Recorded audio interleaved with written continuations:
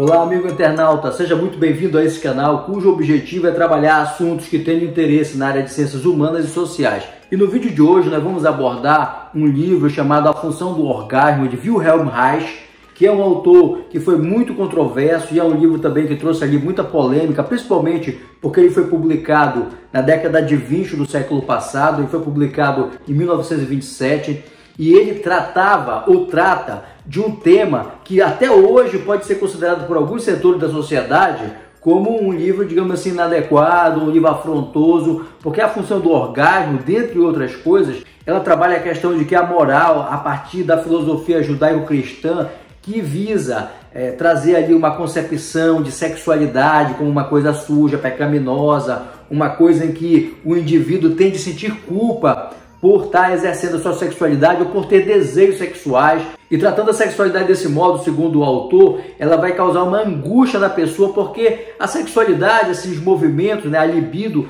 ela é um movimento dentro do corpo. A pessoa ela sente aquele movimento dentro dela, justamente porque faz parte do organismo, e esse sentimento de culpa vai fazer com que a pessoa adoeça, tenha ali uma angústia, ela não vai ficar legal consigo mesma, e isso pode inclusive redundar em problemas e ter desdobramentos até na parte de uma enfermidade.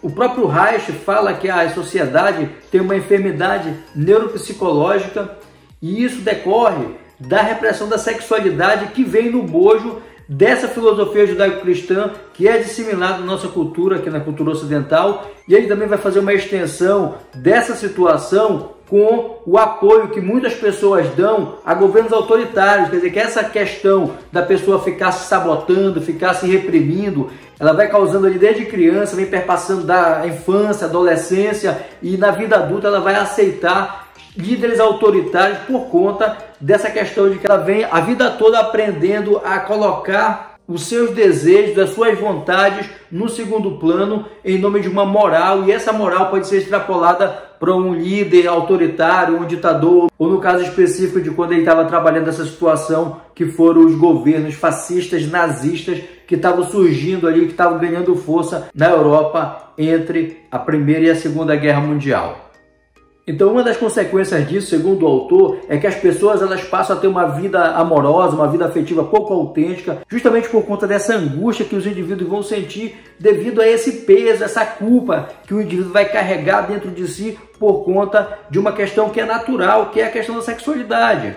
Ora, a sexualidade faz parte do organismo humano, então o Reich, quando ele vai trabalhar essas ideias lá, começa na psicanálise, mas a psicanálise do Freud, por exemplo, que é a pessoa com quem ele teve muito contato na época que ele se tornou membro da Sociedade Psicanalítica de Viena, ele acusa o Freud de ter psicologizado a biologia, ou seja, no momento que ele vai tratar sobre a sexualidade, ele omitiu o corpo, e o Reich ele vai trazer o corpo para o debate.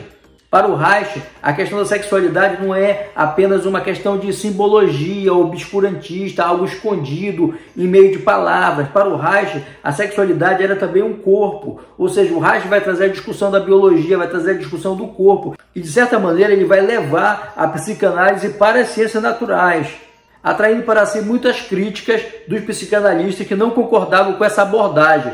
Então, para o Reich, os indivíduos deveriam lutar para não ter uma relação muito punitiva em relação à sexualidade. Até porque essa culpa, esse punitivismo, ele estava vindo de fora, a partir de uma ideia oriunda, como nós já falamos, da filosofia judaico-cristã, que vinha ali no bojo de um idealismo radical que estava sendo expresso por meio de uma moralidade que desaprovava a liberdade sexual. E esse era o grande problema, porque se você está tolhindo ali um movimento natural do seu corpo, uma necessidade fisiológica, é claro que isso vai trazer em algum momento alguma consequência para aquele organismo, para aquele indivíduo que está sendo submetido a esse tipo de angústia, a esse tipo de conflito. E para o Reich, essas enfermidades neuropsicóticas que ele avocou, observando as pessoas que o procuravam ali no seu consultório, elas estavam ligadas justamente à falta de satisfação sexual pelos indivíduos. E isso não era um caso isolado, um ou outro indivíduo, mas sim um coletivo, porque todos estavam compartilhando ali do mesmo conjunto de ideias, que é as ideias que nós temos corrente aí na cultura da sociedade ocidental. E essa situação ela vem sendo inculcada desde quando nós somos crianças. Então, quando nós somos crianças, a gente começa a receber essas informações que vão tolir ali o desenvolvimento da sexualidade, quando adolescente também, e quando a pessoa chega na fase adulta, ela já está totalmente condicionada a aceitar o ditame de mando e se colocar numa posição de obediência, que é importante para quem está detendo o poder. Então, como o Reich, ele começa a trabalhar, ele leva então a sua análise psicanalítica para essa seara aí do poder, aí ele começa a ser mal visto. Inclusive tem uma situação muito interessante, histórica, que acontece, que ele ingressa em 1924 na Sociedade Psicanalítica de Viena, e em 1933 ele publica um livro chamado Psicologia de Massa e do Fascismo, e esse livro vai receber assim uma crítica muito negativa, principalmente por quem estava no poder e estava em ascensão, no caso do nazismo, por exemplo, e os próprios membros da Sociedade Psicanalítica de Viena resolvem ficar neutros, e alguns dos quais até advertem o Reich, dizendo que o psicanalista ele tinha de ser neutro, ele não podia se meter nessa seara aí da política, analisar as questões do poder. E por conta disso, vai surgir um movimento dentro da Sociedade Psicanalítica de Viena que vai redundar na expulsão do Reich, ou seja, da retirada dele como membro da sociedade. Só que o que vai acontecer aí? Quando o nazismo ganha força, o que o Hitler faz? Ele manda fechar a Sociedade Psicanalítica de Viena e começa a perseguir os psicanalistas. Ou seja, eles ficaram neutros, o Reich alertou, inclusive escreveu o livro, mas eles não seguiram para ficar ali naquela questão da neutralidade, e logo depois a conta foi cobrada. Eles foram perseguidos e a Sociedade Psicanalítica de Viena foi fechada. Aí voltando então para o ponto principal do livro, o Reich então ele vai tratar que essas questões que fazem com que as pessoas aceitem, né, esse tipo de comando, elas são oriundas dessa repressão da sexualidade, e que isso vai se adequar muito bem ao patriarcado, porque o patriarcado ele vai se aproveitar dessas estruturas, porque no patriarcado, lá dentro do seio da família, o homem vai mandar na mulher, vai mandar no filho. Então, desde criancinha, as crianças já vão se adaptando àquela estrutura social rígida e hierárquica, né, com poder de comando ali, e aí vai funcionar muito bem na cabeça delas. Quando você tiver um líder autoritário, um líder ditador, ou um governo que tenha esse perfil, então as pessoas vão estar já habituadas nessa situação, porque elas vão sendo criadas nesse contexto, então elas não vão estranhar, pelo contrário, elas vão achar aquilo muito familiar e vão aceitar isso de melhor grado do que se a educação não fosse assim, desse modo, trabalhando essa repressão em algo tão poderoso que é a questão da libido. E essa situação do poder da libido, desse poder da energia sexual, da energia do orgulho, como ele trata no livro, a gente consegue perceber quando a gente passa da infância para a adolescência, que a gente começa a sentir uma coisa dentro da gente, um movimento que a gente não sentia antes, justamente porque aí estão os movimentos dos hormônios, né? Aquela questão relacionada à sexualidade, quando a gente entra na adolescência, que o corpo ele começa a se modificar e a gente começa a ter sensações que antes a gente não tinha. Então essa energia forte e poderosa que a gente sente é justamente a energia do orgônio, a energia que ele deu esse nome, que era justamente de orgônio, que vem de orgasmo. Seria a maior sensação de prazer que um ser humano é capaz de sentir, está personificada no orgasmo, e que o tolimento do indivíduo conseguir chegar a ele é que vai fazendo com que a sociedade adoeça. Então essa basicamente era uma linha de raciocínio que ele trabalhava nesse livro, A Função do Orgasmo. E aí, o que vai acontecer? Na prática, o indivíduo ele vai sentir essa vontade, essa energia, ele vai estar ali com aquela situação dentro do corpo dele, os adolescentes, quando entram nessa fase aí de reprodução. Então, o que vai acontecer? A moral vem, reprime, proíbe, diz que é ruim, diz que é sujo, diz que é pecaminoso. Então vai fazendo com que as pessoas tenham ali uma situação em que mesmo que elas façam sexo, elas vão ter aquela sensação de que elas estão fazendo alguma coisa errada, porque a sociedade está dizendo que aquilo é errado. E aí o Reich também ele aponta uma situação interessante, que a sociedade ela trata como se fosse errado, mas ela permite que haja pornografia, então causando um conflito na mente das pessoas. Mas como que é errado, mas você tem pornografia? Então ele traz algumas situações ali para demonstrar como a sociedade trata com hipocrisia também essa situação por conta do mercado, né? Você criou um mercado onde a pornografia ela é comercializada, mas tem também no mesmo momento um discurso dizendo que é errado. Então o indivíduo ele fica ali confuso, ele já está angustiado, e aí vai trazer mais confusão ainda para a cabeça dele. E todo esse estado que vai criar ali dentro do indivíduo vai fazer com que haja uma tensão. Uma tensão não é uma tensão só aqui, uma tensão só no psicológico, não é uma tensão só aí, mas uma tensão no corpo. né? Porque a gente não está separado, para o Reich a gente não está separado de mente e corpo, é uma coisa só. Você tem ali uma operação na mente, mas que está ancorada num corpo, né? Que está ligada a um corpo. E esse corpo é por onde a gente vai sentir a sensação de prazer, é onde a gente vai usar, no caso dos órgãos genitais, onde a gente vai sentir o prazer por lá. Então, por que tem de censurar? É como se aquilo não pudesse ser nem nomeado. A gente tem uma situação em que falar sobre sexualidade é errado, inclusive nos dias de hoje. Por exemplo, quando as pessoas vão se referir a um casal que tenha feito sexo, aí dizem assim, olha, fulana dormiu com cicrano. Dormiu. A gente começa a usar termos ali para não se referir a coisa real. Então começa a usar termo porque é errado falar sobre isso de alguma maneira. Mesmo na fofoca, a pessoa tenta ali colocar uma informação para tentar falar sem falar daquilo, justamente demonstrando como que é forte essa questão da repressão da sexualidade, da repressão até mesmo de você falar livremente sobre uma coisa que é normal no organismo, é uma necessidade fisiológica, assim como comer, como beber, como ir ao banheiro, fazer necessidade fisiológica. Trata-se de uma necessidade fisiológica também, por conta de que nós somos em idade reprodutiva, seres que produzimos hormônios e, por conseguinte, o nosso corpo vai sentir também desejo sexual, vai sentir aquele prazer, vai sentir aquele movimento no sentido de buscar essa satisfação, e no momento que se impede isso, se causa uma tensão. E essa tensão ele vai chamar de couraça do caráter, quer dizer que vai se formar uma couraça do caráter no indivíduo, e essa couraça ela vai criando um tensionamento, a pessoa vai ficando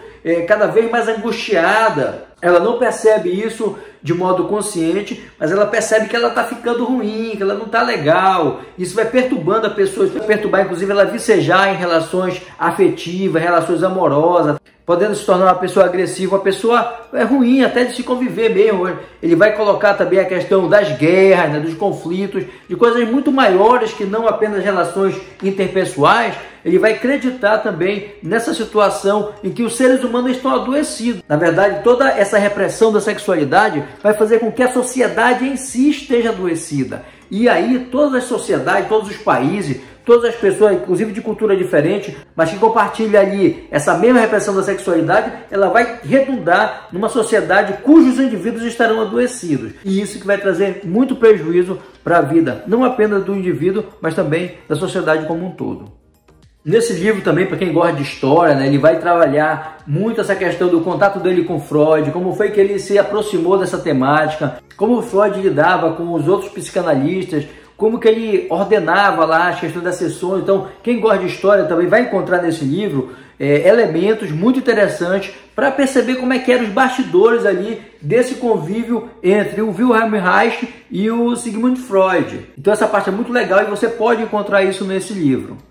E aí você vai perceber claramente a presença de outras ciências que não só a psicologia dentro do livro A Função do Orgasmo, principalmente questões relacionadas à biologia, em que ele vai trabalhar muito essa questão porque ele não vai fazer a dissociação entre mente e corpo. Então para ele é importante essa discussão do corpo e para isso ele vai trabalhar com a ciência que trata sobre questões fisiológicas, que no caso é a biologia.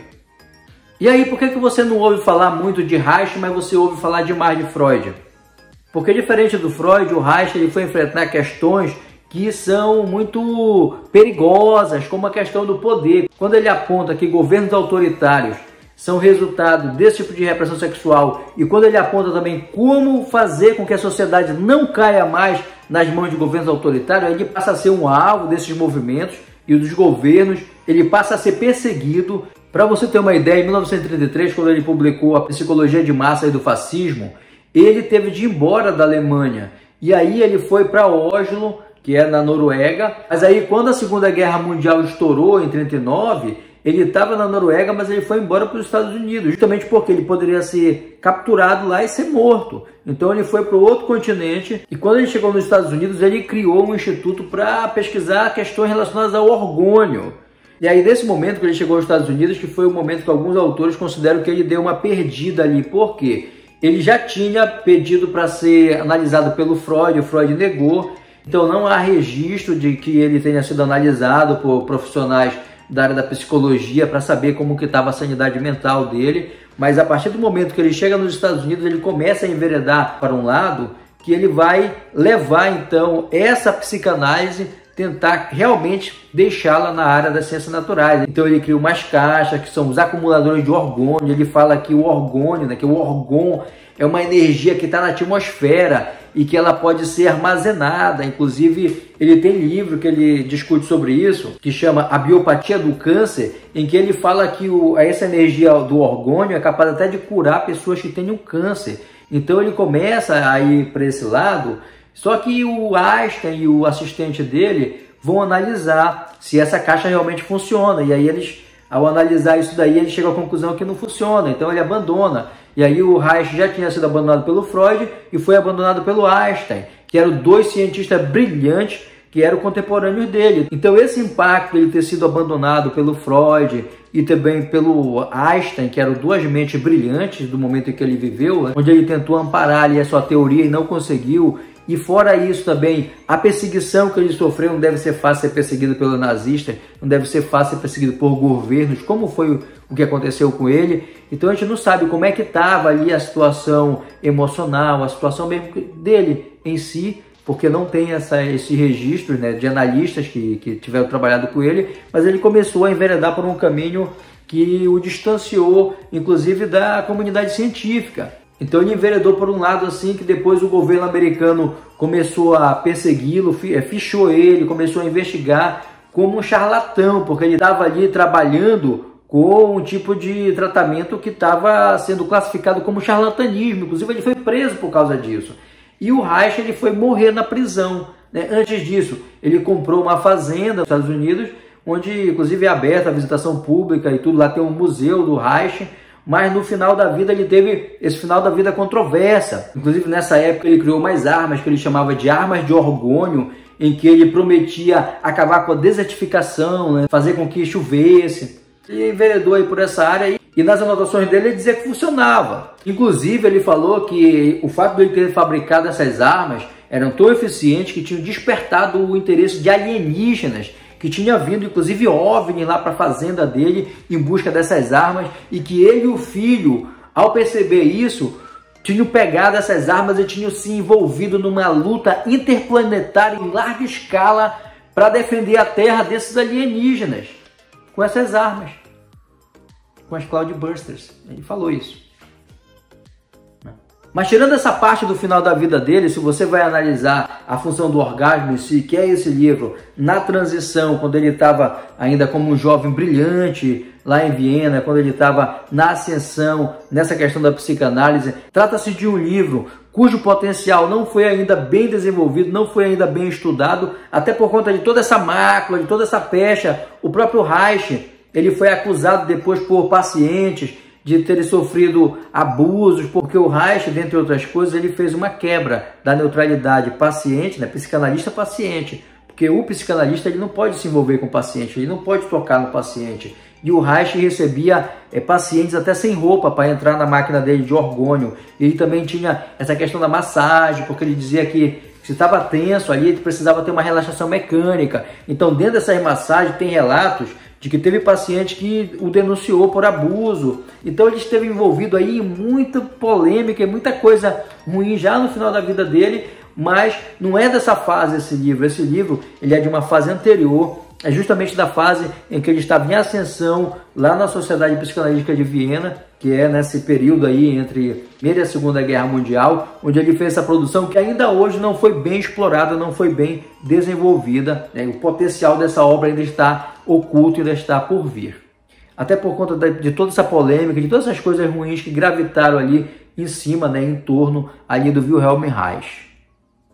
Então é isso, pessoal. Esse livro ele é muito interessante, eu recomendo que você leia. Inclusive eu planejo ainda colocar aqui no canal esse livro melhor pormenorizado, abordando capítulo por capítulo, o que é que fala cada capítulo desse livro, porque eu particularmente acho muito interessante essa leitura e eu vou disponibilizar esse material aqui no canal. Beleza? Então a gente vai ficando por aqui, meus amigos. Se você gosta desse tipo de conteúdo, eu recomendo que você se inscreva nesse canal, dê ali uma força pra gente, compartilhe com quem você acha que também vai gostar. E se você tem alguma questão, alguma sugestão, você coloca ali nos comentários embaixo desse vídeo, tá bom? Então um grande abraço, meus amigos. Até a próxima. Tchauzinho. Fui.